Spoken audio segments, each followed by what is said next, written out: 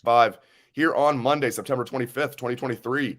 I am Dave Biddle. Very happy to be joined by Dan Rubin. Feels like we were just talking to you guys like about 30 hours ago because we were.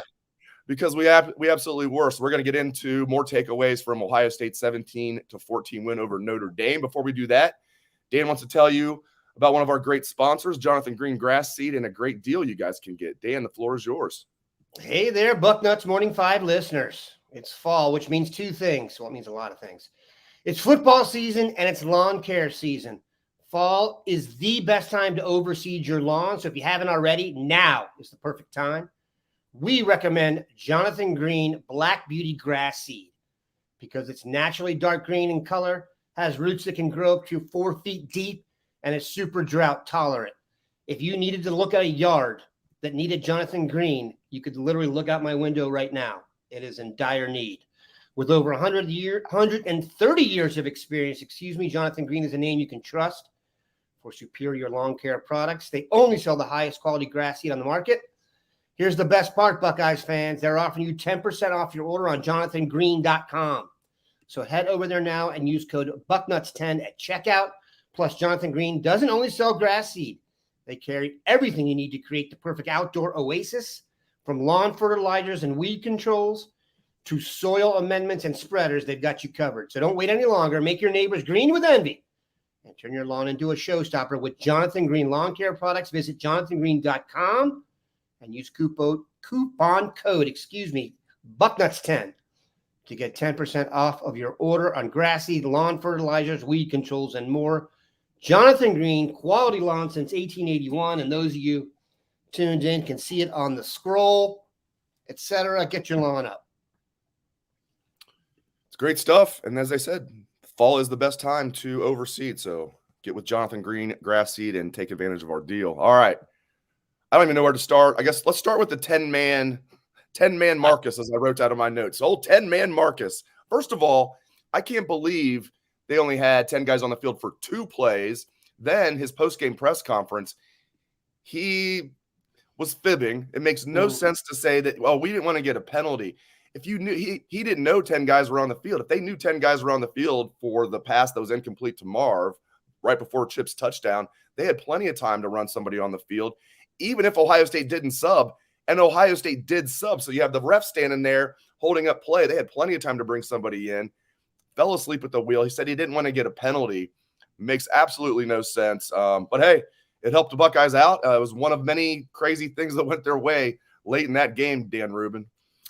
This is going to be a weird analogy, but that statement from Marcus Freeman reminded me when, you may remember this, Mike Piazza was up against Roger Clemens once in a baseball game and swung his bat, and his bat splintered. And part of the bat went back to Clemens. He picked it up and threw it at him. Yep. And his response was, "I thought it was the ball." And it's like, okay, number one, it's a shard of wood. Number two, you threw the wood at him. You don't throw the ball at someone to get them out in baseball. So I think Roger misremembered that. But I digress. Yeah, I mean, that was a younger coach at a press conference, probably trying to, my guess is, protect not just himself, but someone else who made that mistake, or the player who he didn't want to be vilified. I will admit, and I don't do this often, I did go watch a few post-game shows on the Notre Dame side to see, just as a professional to compare them, Dave. And they are already saying this is going to be remembered as the 10-player game. When it gets, holy Buckeye in quotes, 10-player game in quotes. So I'm not a Notre Dame fan. I am a Marcus Freeman fan, given he is a Buckeye and a fine Daytonian and a fine representation as a human being. But he's going to take that one on. He's going to take that one on the chin for life. I mean, he's going to have to do something great to offset that in the viral culture that we live in, if that makes sense. Yeah, he could have been, as you mentioned, he could have been covering for defensive coordinator Al Golden. There's been speculation. Rushman on YouTube. It was Al Washington's group. I've heard a former Notre Dame captain talk about that on his podcast, that, hey, he thinks he was covering for Al Washington. Regardless, they only had 10 guys out there. I still cannot believe that happened. Dave, the most egregious part is the timeout. Are you saying was it 10 players timeout? 10 players? I believe so, yeah. Okay, that is beyond inexcusable. You should have gotten a tweet or a text from someone in the fans in the stands in that 3-minute stretch. I guarantee was yelling at them, "You only have 10 men on the field." That's really embarrassing.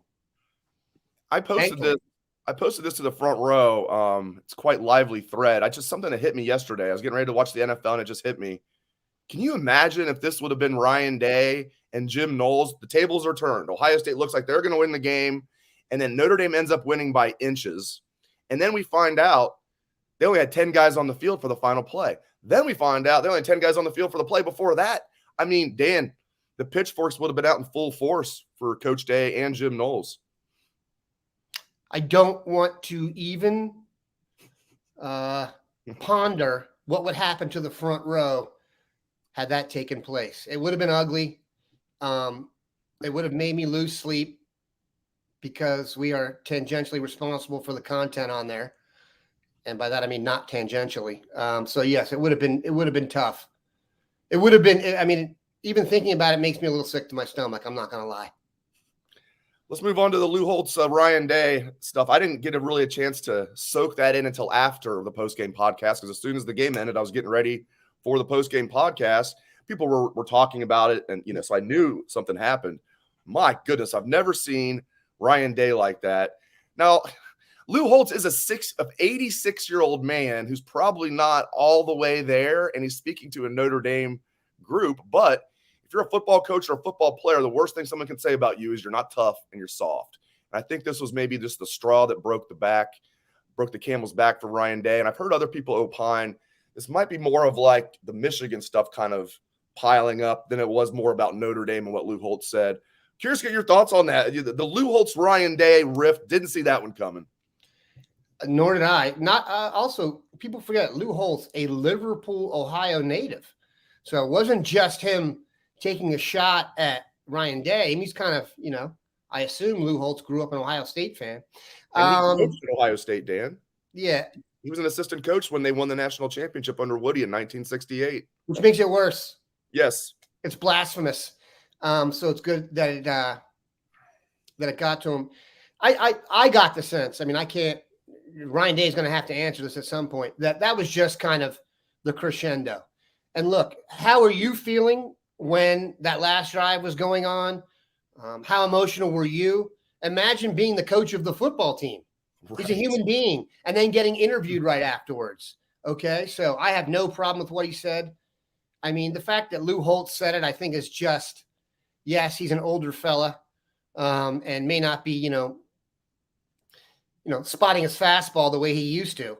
But he's kind of symbolic of, I think you said it, all the crap they took. And like you said, Dave, there's one thing to say you're not a tough soccer team. When you say you're not a tough football team, you're basically attacking the core character of what you do for a living. So, and listen, you had Brian Hartline on here with me when we asked him who would get out of the locker room if there was a fight. And his first answer was me. These are not soft dudes, okay? They don't like being talked about like that. And, basketball and soccer, you get a couple games a week. Football, you got to sit and stew on that, man. 6 days, 7 days, after you don't perform maybe as well as you wanted. So I had no problem with it. I don't really have any. Lou Holtz, if you're going to come out and say that, you wrote the check, you got to pay it. You know what I'm saying? I got no problem with going after Lou Holtz. Yes, he's an older guy. I mean, I didn't like if Lou Holtz was there, he wasn't going to jack him and, use his, come on, that's kind of silly. People kind of made it out like that. So I liked it. And he cares, man. You can tell. Now, I also have heard the other side. If he cares so much about toughness, then why was that their approach in short yardage? I get all that, but I'm not sure they're directly linked. You guys keep informing me of things. I didn't know this. Jerry Emig actually told, or Ryan Day turned to Jerry Emig before all that and said, "Watch this," according to Bucknuts 88 on YouTube. That's hilarious. I saw Jerry sitting there kind of, I can just tell. I was watching Jerry, and Jerry didn't know what to think. I'm looking forward to talking to Jerry. By the way, programming note of sorts, no Ryan Day press conference tomorrow. That was already planned, had nothing to do with post-game press conference or anything he said about Lou Holtz. Bye week. We are going to have interviews on Wednesday. We think we are going to get Ryan Day then. It's not for sure. Wednesday evening after practice, so nothing tomorrow. I want to let you guys know about that. I tell you what, man, Kyle McCord, he's a made man now. I mean, it reminded me of the scene in Pulp Fiction where Jules Winfield, and the couple's like sticking up the diner and everything, and Jules is trying to calm everything down, and he's like, tell her to chill. I'm gonna make it family friendly. Hey, tell that girl to chill. And then he's like, just chill. Then he says, what's Fonzie like? And she's like, what? What's Fonzie like? He's cool. I wrote down in my notes, McCord equals Fonzie. I mean, McCord was cool as a cucumber, and that is as tough of a situation you can possibly be in, as you know, Dan Rubin.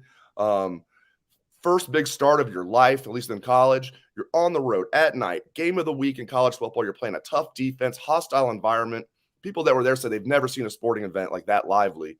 And you're down by 4 points. You got one timeout, not even really a timeout, and you lead your team down and score that touchdown. 4th and 7, nails. Was it a tough pass? No, but under the circumstances, that's nails. The 3rd and 19 pass, we're all going to remember the 10 men on the field. The 1B is 3rd and 19, and Kyle throws an absolute dime to Emeka down to the 1-yard line. Kyle McCord is like Fonzie. I love it. Here was the question I wrote down, and I almost texted it to you this morning, but I thought I could ambush you with it, and clearly great minds think alike, and I cannot. But in the last 10 years, has an Ohio State quarterback ever been handed the ball with more pressure on him? I only have one other possible answer, and that is C.J. Stroud last year when they needed the possible game-winning drive versus Georgia. But put that into context here. We are really into football here at Bucknuts. We break down every game into its details. Since I have been here, which is coming up on 15, 20 years, there has never been more pressure on one player than there was on Kyle McCord. Maybe CJ that one time last year, maybe. And he absolutely came through, and it was his first try. So we may have the guy here. So we always assume the negative. This is like my Browns friends who were favored at Pittsburgh and thought they were going to win when 80 times in a row they've lost. You got to look at the track record. Kyle McCord's track record under pressure situations, 1-0, okay? And it is the biggest 1-0 you could possibly have. Just think about that for a second. I cannot think of a more pressurized drive being handed back the ball. And theoretically, he was ill-equipped experience-wise. He has not had the reps for that. 3rd and 19, that was a dime. Go back and watch the play. And I would love to get some quarterback guru on here. His body language, his back foot hit, that ball came out. It was on a dime. It probably made a nice sound on the chest protector. Thank God Emeka brought that one in. Jeez. Because, it would have been a bad night for him in replay. Because although he was great, he had a 4-point drop. But, man, I got nothing but kudos for Kyle McCord. Kyle McCord's dad last night, 2 nights ago, I was just thinking about that. When you're waiting for your son to get that, can you imagine the feeling when he took the ball from the McCord family? I love those crowd shots. I saw one of a Clemson kicker who came off the street this week, and the family in the crowd. I cannot imagine the pressure that kid was under, and to perform like that. 4th and 7, I couldn't stand up. I was like leaning on my ottoman, and this guy, I could not be more impressed, man. Seriously. Now, where it goes from here, he's still got to do it, consistently. And there's going to be Michigan looks good. Penn State looks really good. But you've got to give this guy credit, man. That was an unbelievably stressful situation to come through on. You got me racking my brain. So the one that comes to mind would be Justin Fields in 2019 against Clemson, where Olave ended up running the wrong way, or they might beat Clemson, even though they should have. It didn't work. They got that game stolen from them. Absolutely stolen. That was the replay official. But bottom line, is either corrupt or incompetent. One of the two. You pick. Fair, but Fields and Olave had a good play. We didn't win. McCord won. Well, that's what you were saying when you get the ball back most part. Well, they didn't beat Georgia either. And he came through, which is incredible. No, you said 10 years, so this doesn't count. But you know what that also reminds me of? Although Troy did it back-to-back drives. 2005 at Michigan. They're down by 2 scores. Michigan elects to do a little pooch punt instead of kick a field goal to go up by, they would have got on by 12, I believe. So Ohio State's down by 9. Troy Smith takes them down. Long drive, bam, bam, bam. Touchdown to Santonio. And then they get the ball back. Ohio State comes down. The catch to Gonzo. Pittman drives it in. So reminded me a little bit of Troy Smith, but it's like you said, Dave, he's made. He's made now. Because we're having to go back to, like, you know, check marks on Ohio State history to even find something to compare it to. So that guy's got major brass balls, man. I'm a Kyle McCord guy. I am too.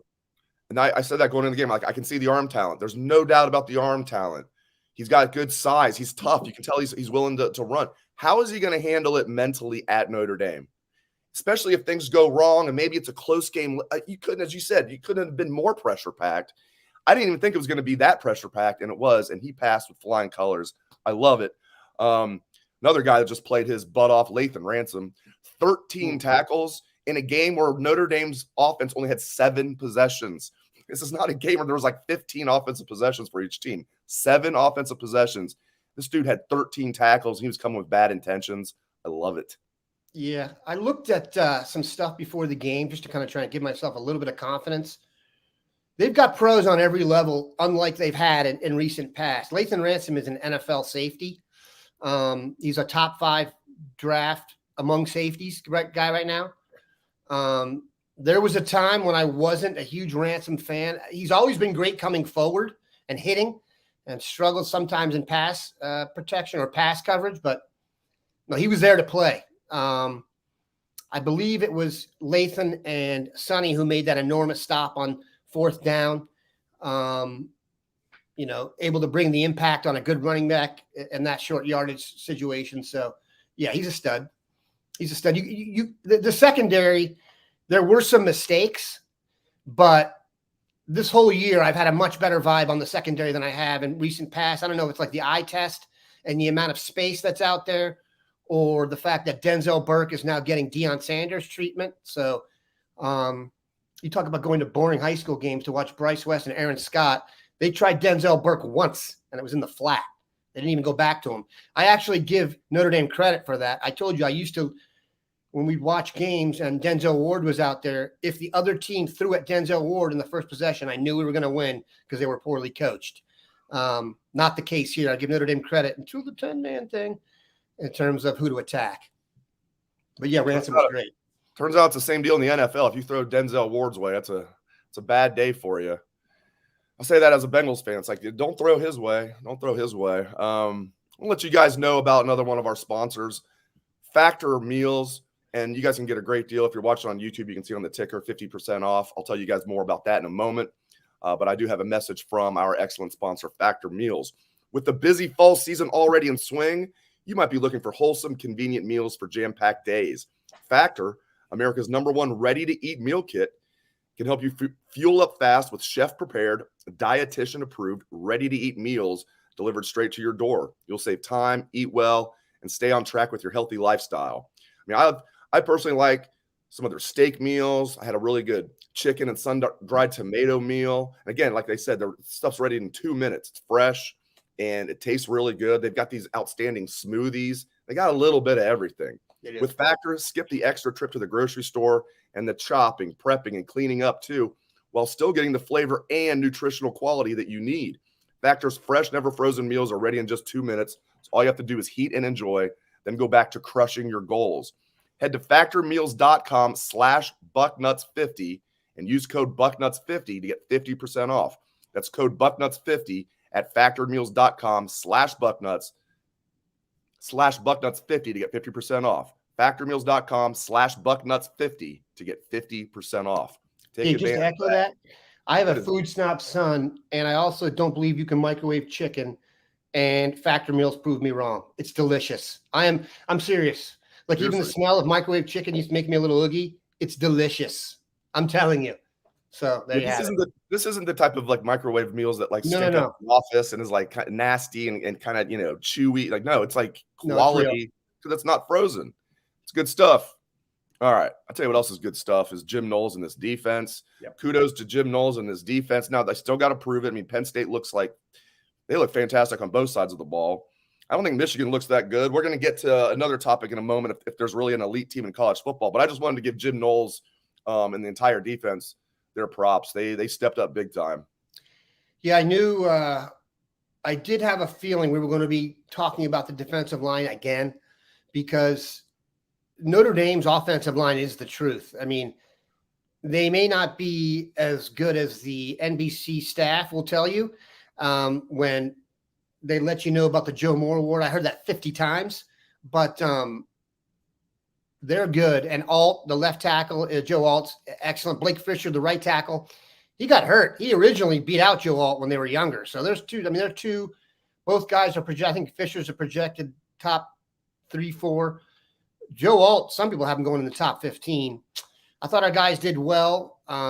Defensive line, the guy I want to mention is Tyleik Williams. He has turned into just an all-out beast. I don't know if they've improved his stamina, but he was a flash player to me in the past. Now he is a mainstay in the middle of the defense. Borderline. I would not be surprised if he's an All-American contention by the end of the year. Can he stay healthy? They didn't get any pressure on the quarterback from the edges. I'm almost ready to say that that's not going to happen ever to the way we really want it. Yes, I get those guys are following a line of some really great players. And I've said this on several shows. I mean, if you combine what Joey Bosa, Nick Bosa, and Chase Young are going to make, they have they make more than some Caribbean countries. So that's a lot to get into, but they did not get really any edge pressure. The linebackers are good. I thought Steel Chambers struggled early. He was out of position on several plays. Cleaned it up in the second half. Secondary, much, much better. I think Igbinosun was kind of over his skis a couple times, maybe overly geeked in a couple possessions. Got knocked off his feet on the touchdown pass in the back of the end zone to, I think, Rico Flores, and then tried to look at Proctor like, maybe it was your fault. No, it was your fault. You fell down. But generally speaking, you got to be a results-based guy here. If you go to Notre Dame for a night game against a team that's averaging 40-odd points a game and has a male model at quarterback they've brought in to get it done, and you hold them to 14 points, results are results. One more thing about the Notre Dame game before we move on and just talk college football in general to finish the show. And I'm looking forward I'm not very pleased there's not a Ryan Day press conference tomorrow. I really want to ask him about several different things. One thing I want to ask him, is why never a quarterback sneak? We talked about this on the postgame show. I'm so flummoxed by it. It's just watch the Philadelphia Eagles. I mean, it's the highest percentage play in football, especially if you get up there, like, for example, the one where they did the jet sweep to Emeka. If they would just would have rushed up there, didn't call it, just would have rushed up there after that Travion, they probably should have measured. Looked like he was closer than maybe what they gave him on that third down play. They just would have rushed up to the line, did a quarterback sneak, and were ready to go. That was an easy first down for Ohio State. I don't know why they're so averse to doing quarterback sneaks. Now, maybe it's because we never practice it. Well, then why don't you practice it? So, and Urban was the exact same way. I hate when they're like first and goal from the 1 and they're up there in shotgun. Not that that was the case against Notre Dame, but I don't know, man. I just maybe it was the case against Notre Dame, but I just don't know why they won't use the quarterback sneak in those situations. I have no idea, and I will say this. One of the biggest differences in football from when I remember watching it as a child or a younger guy to now when I'm old and gray is short yardage. In the NFL, listen, do you think Notre Dame fans are sitting around talking about their great short yardage performance? They're complaining about the same crap on their shows. I watched it. They can't get short yardage. Why don't you do this? Why don't you do that? There were 4th and 1 and 3rd and 1 back in the day. You lined up and handed it to some 260-pound fat guy, and he'd get the yard. That doesn't work anymore, man. 3rd and 1 is my least favorite thing on earth. Ohio State doesn't know how to do it. Nobody really knows how to do it. I can tell you who doesn't know how to do it. The Dallas effing Cowboys. 3rd and 1 is a curse. Someone has got to become the offensive guru and figure out how to do short yardage now. Maybe the Eagles have done it with that, bus driver mentality. Right. Maybe you spread them out, whatever. I wish Emeka would have just put his foot in the ground and turned and gotten 1 yard one-on-one instead of trying to run into a triple team. when G. Scott and Kate Stover got stood up. It did have Carlos Hyde, Jeff Hireman vibes going through my brain. Thank you, Bax. I don't understand short yardage. I'll be honest. I don't get it. I don't know why it's so hard to get. I don't know why someone hasn't gotten innovative about it besides the Eagles. And then the Eagles did that. And then there's like a petition from the owners committee to ban the play. So someone's got to create a better way to get Ryan Day. You got a bye week. Come up with a way to get 1 yard, man. You know what I'm saying? You're an offensive genius. I honestly believe it. Someone has got to figure this out. I just don't get it. Believe me. And I'm telling you this, go listen to a Notre Dame podcast or what. They are equally unpsyched, and they have Audric Estime, and they ran it down our throat a bunch of the times. You're talking about Notre Dame, Joe Moore Award, et cetera. They're way more bummed out about their inability to get it. They ran their quarterback. You know what? I don't get it. I think we've reached kind of a fulcrum here where someone's going to figure it out, or it's just going to be the bane of everyone's existence. It's bizarre. All right, last thing.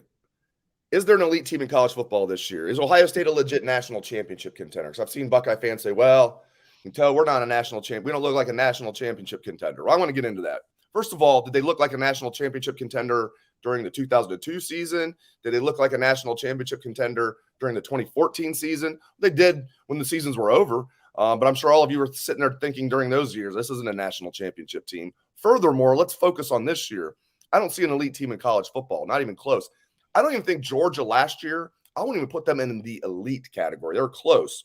Previous year, Georgia, I would. 2021, Georgia, elite. Last year, close, but Ohio State outplayed them in Atlanta. You look back, 2020, there was an elite team. Ohio State played them in the national championship game. Alabama, they were loaded. 2019, I'll say there were 2 elite teams. Ohio State was one of them. They got screwed against Clemson. I don't think Clemson was elite. LSU was obviously elite with Burrow, Justin Jefferson, Chase, and that future NFL All-Star team they had. I don't see an elite team this year. Georgia is not as good as they were last year. And again, I don't think they were elite last year. We know Bama's not elite. I don't think Michigan's elite. Heck, if I'm Penn State, I'm saying we're elite. Penn State, give them credit, but they haven't really played anybody that good yet. But still, to beat Iowa 31-0 is nothing to scoff at. The 0 is not as impressive as the 31, but I don't see an elite team. Florida State, Texas, any of these teams could win it. Washington, but Ohio State's right there. So if you're thinking, well, they don't look like a national championship contender, tell me who does. I don't have the team for you. I asked you on the postgame show if you thought Ohio State was going to move up. You didn't think so, and they did. And it's because I watched, for example, the Florida State-Clemson game. That was a terrible football game. Okay. Both those teams were going out of their way to try and lose. Okay. And they happened to win at the end. That's not the Ohio State Notre Dame game was more a battle of wills, I think, than that game. I've got to watch Georgia again. I mean, I defer to Georgia being the best team just because of status quo. I would agree with you, though. I don't see any team that matches all the factors you talked about before. And if you think about it, look at the teams you're talking about. Look at the quarterbacks. You know what I'm saying? Like Joe Burrow, he's good. You know what I'm saying? Bryce Young, he's apparently good. CJ Stroud, is he good? He just broke a record. He's basically the best quarterback ever for the first 3 games as a rookie with the Texans. I'm not being hyperbolic. And by the way, their entire offensive line is decimated. So I got a text last night from somebody who lives in Chicago and said, why didn't we get him? Why did we get Justin Fields? I got another guy said, Charlotte picked a leprechaun over the guy. Anyway, no, there's no elite team out there. So it comes back to this for me, health. Who's going to be the healthiest? If Ohio State can just stay healthy, I think they'll be able to put it together. And keep in mind, we can win every game 17-14. Now, I don't prefer that. If you win every game 17-14 for the rest of the year, you get the crown. So just win. I do think this, and there's been a major, if I digress here a bit, I do think there's been a major discussion nationally about how Ohio State is viewed locally. Have you noticed that? Yeah. And yes, we're tough on them. Let's be honest. But look, we do need to appreciate the W's. Okay. I get it. We are putting on a show every week, and we all spend all week waiting for it. Believe me, I know with the front, I can feel the front row when the game starts to go off kilter. I can feel it. But let's appreciate the wins to some extent here. I mean, look, if they fall flat against Maryland, who, by the way, is better than usual, sure, we can come after them. But, dude, winning on the road at Notre Dame, at a night game when Notre Dame, this was the year, man. Go listen to the Notre Dame fans. They really thought they were going to win. The national pundits really thought they were going to win. Last year, first year of the season, no one picked Notre Dame. Nobody with any skills. The national people really thought we were going to lose. And that also probably has something to do with why Ryan Day was so fired up. So just enjoy the win. And if it, getting to 5-0, just enjoy the win. And look, they're in as good a shape right now as anybody. That's factual. The ranking is totally irrelevant, completely irrelevant. If they play the way they're supposed to, everything will take care of itself. Now I can breathe. Amen. Very well said. Great stuff from Dan Rubin. Thank you very much to Dan. Thanks to all of you for tuning in. We appreciate it very much. If you're watching on YouTube, hit that subscribe button. If you're not already subscribed, helps us out a lot. Thanks again to Dan. Thanks to all of you. Hope everyone has a great rest of your day.